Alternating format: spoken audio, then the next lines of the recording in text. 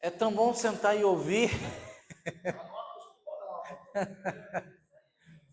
É bom, é bom. Daqui uns dias eu vou sentar mais vezes, se Deus quiser, né? Glória a Deus, irmãos. Louvado seja o Eterno pela vida de vocês, pelo empenho de vocês. Depois eu passo a nota para ver se deu tudo certo ou não. Eu vou perguntar para os irmãos depois, um por um, qual é a nota que eles dão para vocês, para ver se passa ou não. Não, brincadeira, não vou fazer isso. Mas é uma boa ideia, né? Amém, irmãos. Vamos lá. A nossa porção, a porção 28, versículo 10 até o capítulo 32, versículo 2. O título dela vai Etse, e partiu. Esse é o título da nossa porção, desta paraxá, né? Vaietse. Então vamos lá, os textos complementares, Oséias capítulo 12, versículo 12 até o capítulo 14, versículo 9, Evangelho de João capítulo 1, do versículo 43 ao 51, esses textos nós vimos semana passada, ok? Qual é o conteúdo da porção? Vamos lá. Então essa porção fala sobre a partida de Jacó, de Berseba, indo a Arã, o sonho de Jacó. Então Jacó, nessa viagem, ele se detém em determinado lugar e ali ele tem um sonho, certo? Nós sabemos que sonho foi esse. Ele viu da escada que estava, né, uma escada que ligava a terra até os céus, os anjos do Senhor subiam e desciam por essa escada. Depois ele continua a sua jornada, ele tem um encontro com Raquel, Jacó se encontra com Raquel, ele se propõe, né, a trabalhar 7 anos para que se case com ela, foi ludibriado por Labão, Labão entregou a filha mais nova, né, a Lia, e depois ele trabalha mais 7 anos para pagar o valor do dote da Raquel, ok?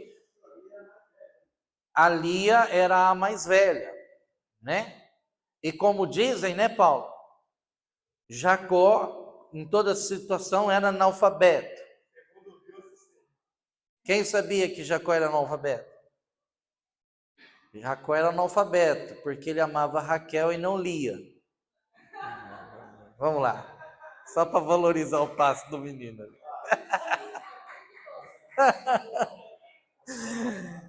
E aí nós vemos os filhos, né, de Jacó nascendo, né, principalmente, na verdade, de Lia, né? Raquel teve apenas 2 filhos com Jacó.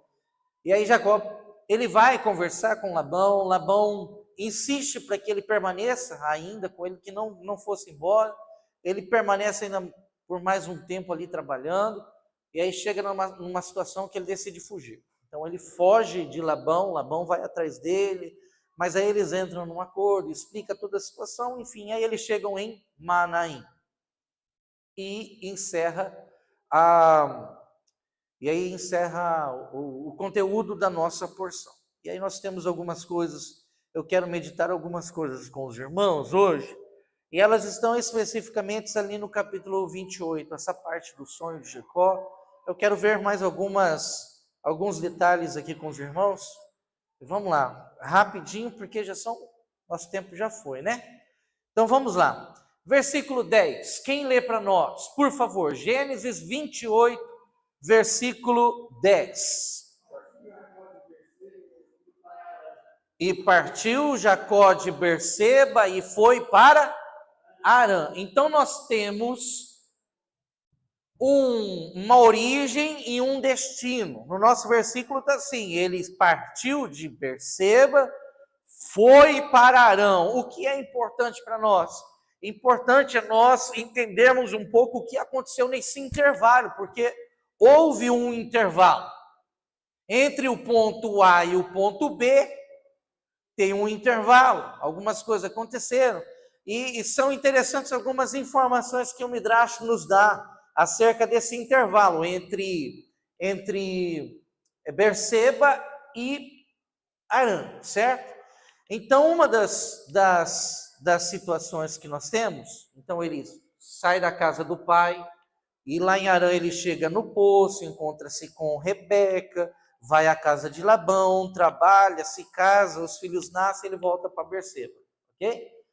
No intervalo disso, o que nós temos de informação que o Midrash nos apresenta é que quando ele sai de Berseba, ele vai às tendas de Sem, às tendas de Eber. E lá ele permanece por 14 anos estudando a Torá. Ele só sai de lá porque, segundo o Midrash, Esaú envia Eliafaz. Sabe quem é Eliafaz? Eliafaz é o filho de Esaú, o filho mais velho de Esaú. Esaú o envia lá para as tendas de Sem para pegá-lo.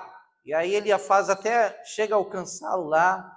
Alguns dizem que ele foi roubado, tudo que Jacó, o pouco que Jacó conseguiu levar da viagem e estava lá nas tendas de Sem, Eliafaz foi e tomou dele, por conta daquela situação que havia acontecido da bênção do pai, certo?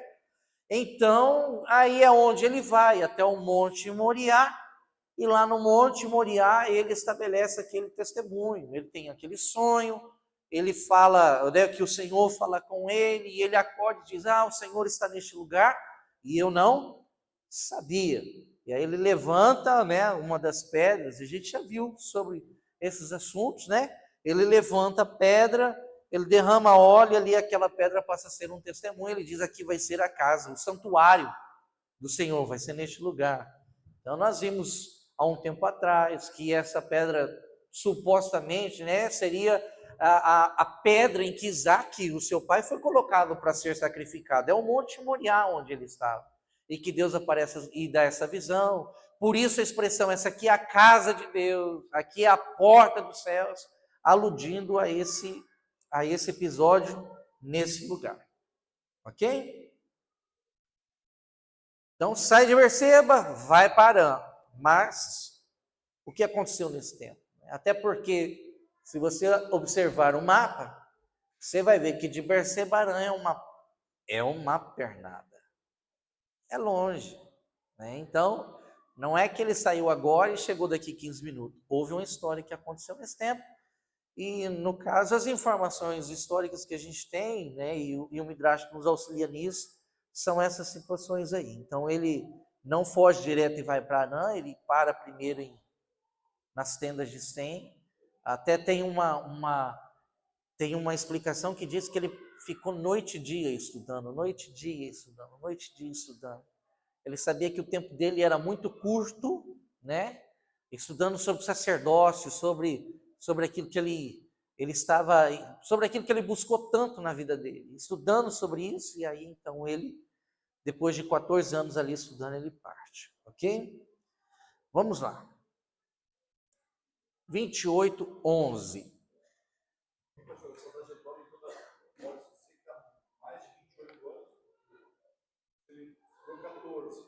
Trabalhou mais 7, ele trabalhou mais 7, já dá 14 também, dá 28. Teve mais um tempo no deslocamento. Então, que idade ele tinha quando ele começou a estudar? Quando ele começou a estudar, o que a gente tem de informação é que provavelmente no retorno dele, quando ele está voltando, para se encontrar com o seu irmão, ele já está nos 86 anos de idade. Quando ele volta para se encontrar com Esaú, né? O tempo passou, a mãe já tinha morrido, né? Então, foi bastante tempo essa. No versículo 28, diz que ele parou ali para pernoitar, porque o sol já havia se posto. Tem um estudioso que gosto muito de ler sobre ele, né, do que ele fala. Ele é conhecido como Rashi. Rashi é um acróstimo para Rabino Salomão Isaac. Ele é perito nos textos nos textos literais da Torá. Então, se a gente quer saber o que o texto literal da Torá está falando, a maior autoridade que existe nesse assunto é esse cabra aqui, o Rashi, certo? Ele é daquele a literalidade do texto. O texto está falando sobre isso. E esse Rashi, ele faz um questionamento, e ele diz, poxa, a Bíblia, né, a Torá, ela é muito específica. Não tem uma letra que foi colocada ali por acidente. Ah, opa! Não. O próprio Jesus disse, né, não vai cair não tem um tio, não é? Ali um iurde que passe desapercebido. Então, ele faz o seguinte questionamento. Por exemplo, e é simples de entender. Ah, eu vou lá para Pelotas. Saí daqui 5 horas da tarde. Certo? Andei um tanto, parei numa cidade para dormir. Para pernoitar, para dormir. Certo? Como que eu falaria isso? Conversando com o Ney. Pois é, Ney, saí daqui de Toledo, já era 6 horas da tarde. Aí a hora que a gente chegou ali, sei lá, Londrina, Santa Maria, né? Eu parei ali para dormir, porque o sol já tinha se posto. Mas se eu parei para dormir, é óbvio que o sol já tinha se posto, certo? Ninguém fala, a gente não fala assim, eu fui viajar, parei lá para dormir, porque o sol já tinha se posto, porque estava à noite. Eu viajei, saí 6 horas da tarde, parei lá para dormir. O que a gente entende? Lógico, estava de noite, estava à tarde, você estava cansado, está ali, está lá. Então, por que foi colocada essa expressão? Porque o sol já havia se posto. Porque alguma coisa extraordinária provavelmente havia acontecido. E quando a palavra, quando a Torá, ela coloca, porque o sol já havia se posto, é de uma forma inesperada. De uma forma inesperada. Por exemplo, é como se 3 horas da tarde anoitecesse. Deus precisava ter aquele encontro com Jacó naquele lugar. Se tivesse dia ainda, se o sol não tivesse posto, ele teria passado. Então, o que o Rashi fala? Precisou haver uma intervenção de Deus ali, momentânea, porque ele precisava ter esse encontro com Jacó, ele precisava daquela revelação, ele precisava ter aquela revelação. Por isso Deus fez o sol se pôr mais cedo do que o normal. Se pôr mais cedo do que o normal. Por isso está dessa forma, né? Ele parou para dormir ali, porque o sol já havia se posto, tá? O sol se pôs. Hã? O sol se pôs inesperadamente. Exato. Está digitado errado ali, né? É isso mesmo. O sol se pôs inesperadamente, tá? Achei muito interessante isso, né? Mas pensando principalmente na questão de que Deus, ele move tudo que for necessário para que os encontros aconteçam, né? Para que esse momento com Ele aconteça. O Senhor faz isso.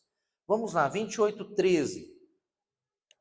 Isso daqui eu achei fantástico. Fantástico. Quem lê para nós? Bem forte. Eu sou o Senhor, o Deus do seu pai Abraão e o Deus de Isaac. Eu sou o Senhor. Ali aparece o nome de Deus, né? Eu sou o Senhor, o Deus de seu pai Abraão e o Deus de Isaac. Pergunta: quem era o pai de Jacó?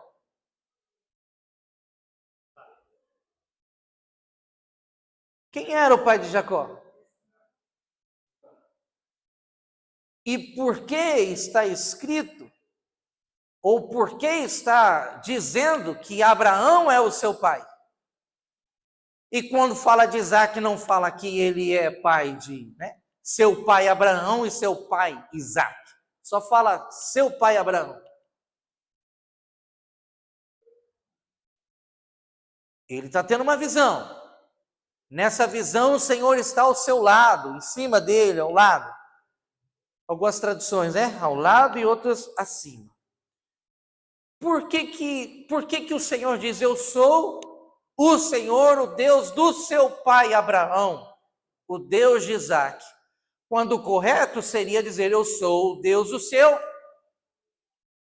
avô, Abraão, e seu pai? Não seria lógico? A sua fala assim, né? No texto hebraico não tem esse avô. É seu pai Abraão. Em hebraico está Ani Adonai Eloheinu Abraão Avinu. Eu sou o Senhor, o Deus do seu pai Abraão. O Deus Elohim Isaac, o Deus de Isaac. Não fala do seu pai Isaac. Por quê? Muito interessante isso daqui. Foi algo assim fantástico que eu vi da parte, né, de Deus assim. Por que está escrito dessa forma? Olha só. O Senhor está esclarecendo a Jacó o que havia acontecido. Pelo menos o que a Torá, o que a palavra está nos mostrando antes desse episódio. A situação com o seu irmão Esaú, que ele foi abençoado no lugar do seu irmão Esaú. Ele foge, são 14 anos já fora de casa, e de repente ele tem essa situação. E aí quando Deus se apresenta a ele não fala, eu sou o Deus do seu pai Isaac, ele fala, eu sou o Deus do seu pai Abraão. Por quê? Porque o Senhor está trazendo um discernimento para Jacó. Falando assim, olha,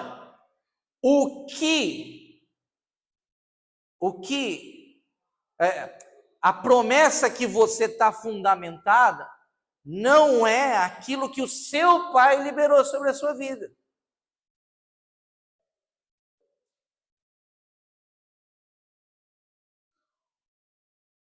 O que vai acontecer com você é o que eu estou estabelecendo a partir de Abraão.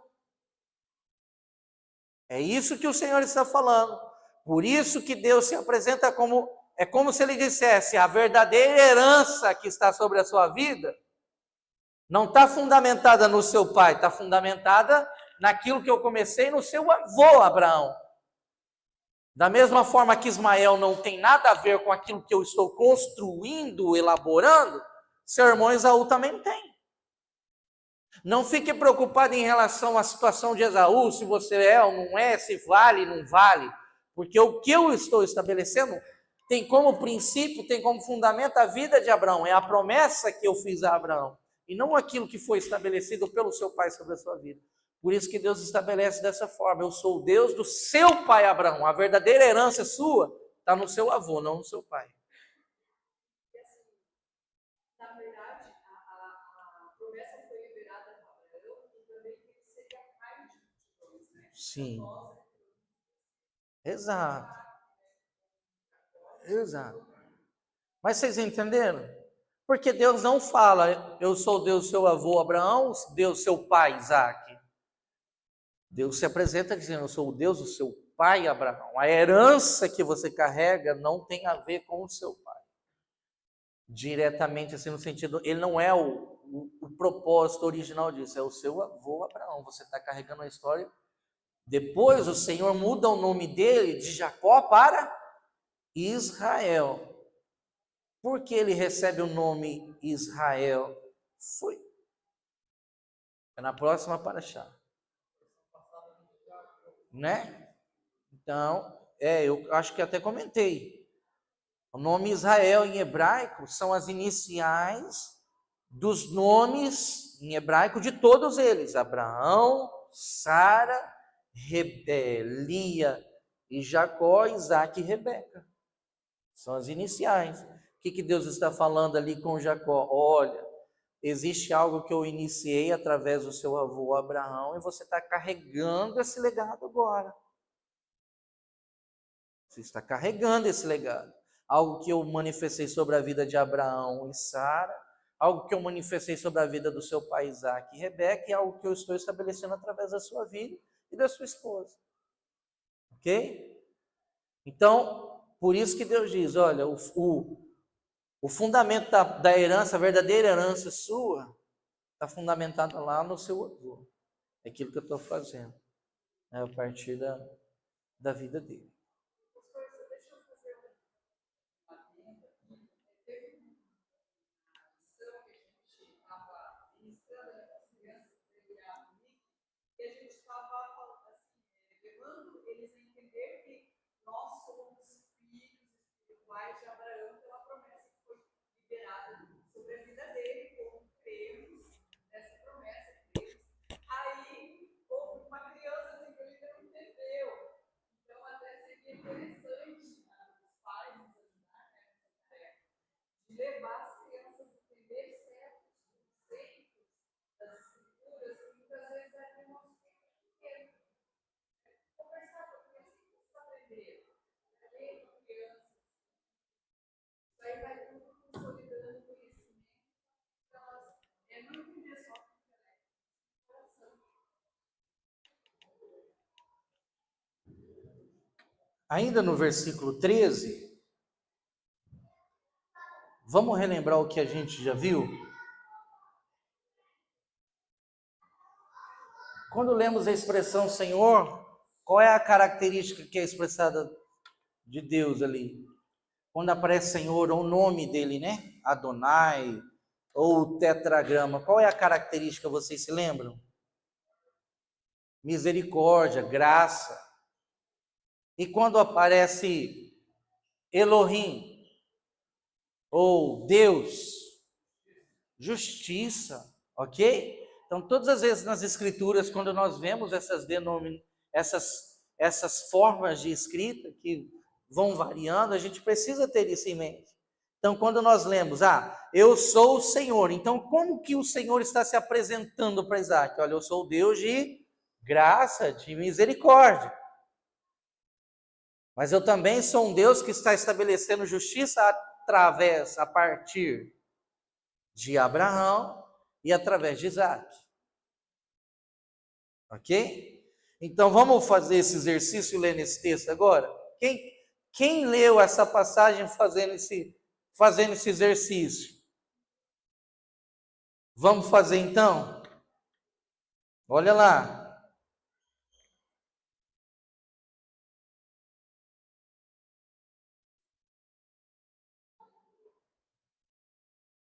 Capítulo 28, versículo 12. Sonhou que ali diante dele havia uma escada apoiada no solo e seu topo alcançava o céu. E os anjos de Adonai, no caso o nome do Senhor aqui, subiam e desciam por meio dela. Então, repentinamente, Adonai estava em pé perto dele. Ou seja, esse Deus de graça, esse Deus que revela graça, misericórdia, estava do lado dele. E ele disse, eu sou o nome de Deus, né? Eu sou Adonai, eu sou, ou Hashem, como nós falamos aqui também, né? Que significa o nome de Deus que revela graça. O Deus de Abraão, seu pai, e o Deus de Isaac. Darei a você e aos seus descendentes a terra sobre a qual você está deitado. Seus descendentes serão tão numerosos quanto os grãos de poeira da terra. Você se expandirá para o oeste, para o leste, para o norte, para o sul. Por meio de você e seus descendentes, todas as famílias da terra serão abençoadas. Veja, estou com você, eu o guardarei. Aonde você for, eu trarei de volta esta terra, pois não o deixarei até cumprir tudo que prometi a você. Isaac despertou do sono e disse, verdadeiramente, quem está neste lugar? O Senhor, né? Adonai está neste lugar, o Deus de graça está aqui, eu não sabia. E aí ele sente medo e diz o quê? Este lugar é temível, deve ser a casa de Deus. Este é o portão do céu. Jacó levantou-se cedo, pegou a pedra que colocou sobre a cabeça, estabeleceu-a como coluna, derramou azeite sobre ela e chamou o local de Casa de Deus. No entanto, a cidade era originalmente chamada Luz. Jacó fez um voto. Qual o voto que ele fez? Se quem? Se alguém tem a tradução Elohim? Na sua diz Elohim? Alguém tem? Se Elohim está falando de quem? Se esse Deus de justiça, né? For comigo, olha só, me guardar na estrada pela qual viajo, me der pão. Esse Deus que estabelece justiça, né? Pão para comer e roupa para vestir, para que eu volte para a casa de meu pai em segurança. Então, o Senhor será meu Deus. Este Deus de graça será o meu Deus de justiça também. E essa pedra que estabeleci por coluna será a casa de Deus, ou o santuário de Deus. E de tudo que me deres, eu devolverei a ti como fidelidade 1/10. Ok? Não percam esse costume. Leia, entendendo isso aqui, que só o fato de a gente já ler nessa perspectiva já vai mudando muito a nossa interpretação daquilo que está acontecendo no texto. Poxa, aqui é uma situação de justiça, ser estabelecida a justiça de Deus. Aqui é por meio da graça de Deus, é Deus que está se manifestando como graça. Então a gente não pode esquecer desse detalhe. É um detalhe simples, mas que faz a diferença na leitura que nós fazemos. Ok? Versículo 14. Quem lê para nós?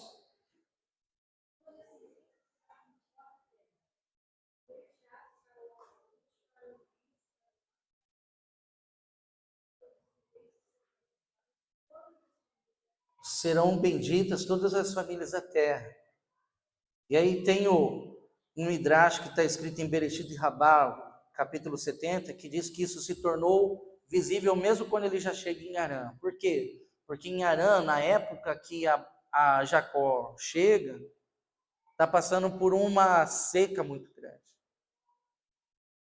E aí ele, ao chegar em Harã, começa a ver abundância de água. Da mesma forma que quando ele chega ao Egito, a fome cessa.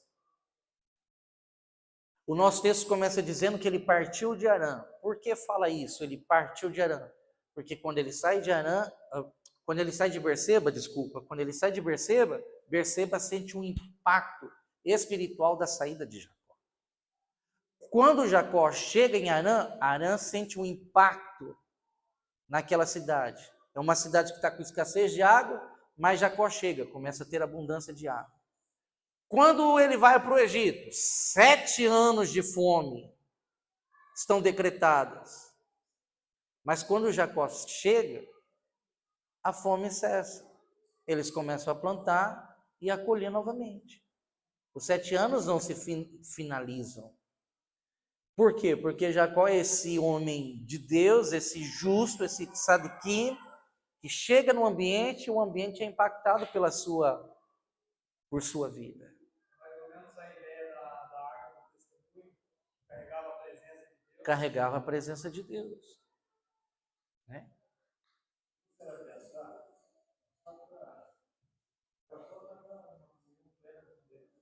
Desculpa, ouviu? Eu não te ouvi. Mas aqui já estava numa plena comunhão com Deus. Só que não tinha noção de Deus no presente. O Salmo 139 explica isso. Já aconteceu dali para Deus lá, e lá, muito distante, uns anos depois, estava de um renovo espiritual, tinha que voltar a esse lugar. Os olhos entrando. Então, essa sobrevivência estava ligada à comunhão. Esse fator do quê? É que você falou, eu não entendi. Esse fator de... Essa comunhão que ele tinha na casa de Deus, no Monte Moriá, o tempo saindo dali, perdeu. Quando ele está lá no Gênesis 35, ele é chamado a voltar ali na rede. Será que ele perde? Pelo menos apanhava de todo mundo, né? Ou ele o quê? Apanhava de todo mundo. Apanhava, né? Mas conforme a gente vai lendo, ele vai falando assim, se Deus não tivesse comigo, Quando ele chega em uma cidade, trabalhar de semana, ele não tinha nem condição de levar a família dele para o de volta.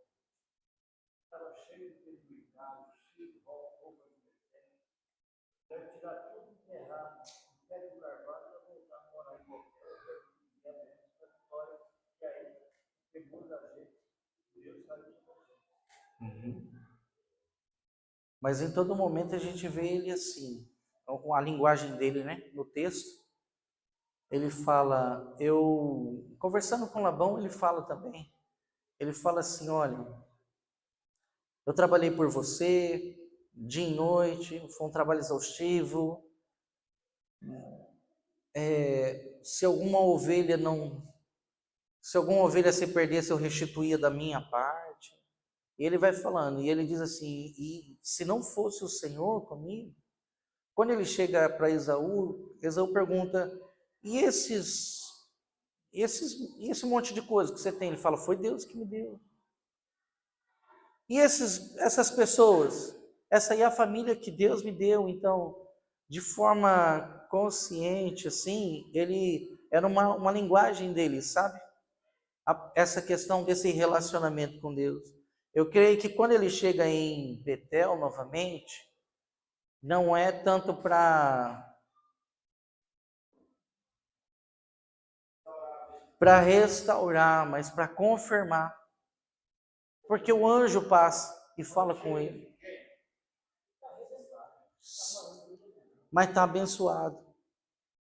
Mas ele está conectado. Tanto é que se eu olhei, eu posso uma bagunça lá e ele. Sim, sim, sim. Mas ele, dentro daquilo que a gente vai lendo, Jacó ele sempre procurou. São os percalços, né, da vida. Mas ele sempre teve essa consciência assim da presença de Deus sobre ele, sabe? É. Não é pelo fato das coisas darem errado que não há comunhão com Deus. Entende? É que às vezes a gente olha os percalços, as coisas dando errado e acha, esse cara está em pecado. Né? Levi e Simeão, né? O que aconteceu ali? Então E a roupa da família dele, sim. A própria Raquel, né? Sentada em cima de um ídolo familiar, né?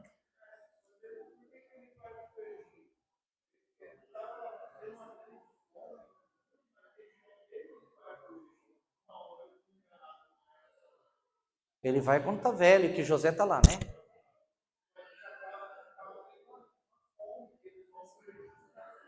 Sim, sim. Sim.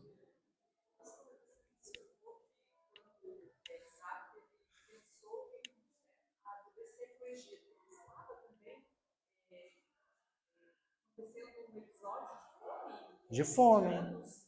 Eu não sei, a Bíblia não menciona, eu não vi nada sobre isso, se havia muitos anos que estava.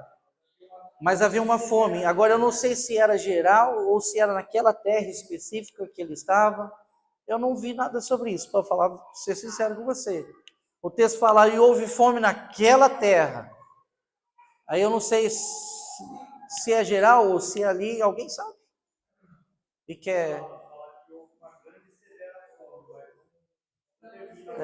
é diferente da época de José, que foi a nível regional, né? Total, praticamente.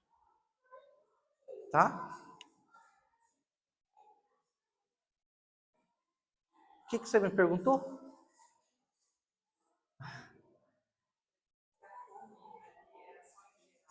Ah, tá. Ok. Pessoal, então até aqui, beleza?